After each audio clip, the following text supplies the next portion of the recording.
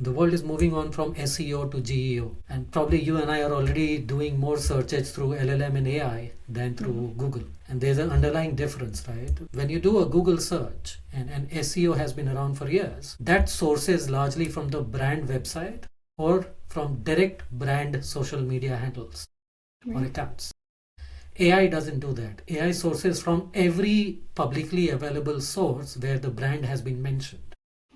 Even beyond, right? If there's a yogurt brand and somebody is querying about that brand, the AI tool could source from everything around yogurt, including the negative voices about the brand. Right. And brands need to operate in that space. So that's why just storytelling or even part story doing is not enough. And you have to watch out. Otherwise, in the future, you get exposed very quickly, very rapidly.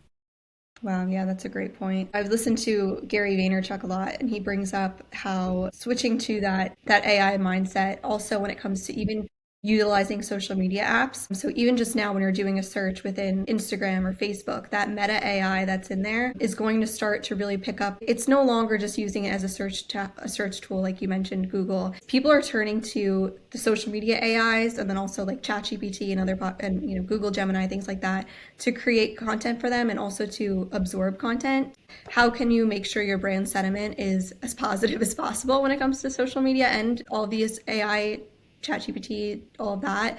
Because all of those sources are going to get pulled up when it comes to using Absolutely. AI for search. I also think it's a really great experience, like opportunity when it comes to branding and also content creation to lean into writing in different creative avenues. Right now, we see a lot of blogging, for example, was really big, articles, things like that. I think there was a big shift to maybe more short form content and videos. Now that AI is getting bigger and we're seeing that brands are going to have that experience where content will be pulled from a variety of sources, it's important to make sure that you're present on all of them and to get as many people talking or writing about your brand as possible.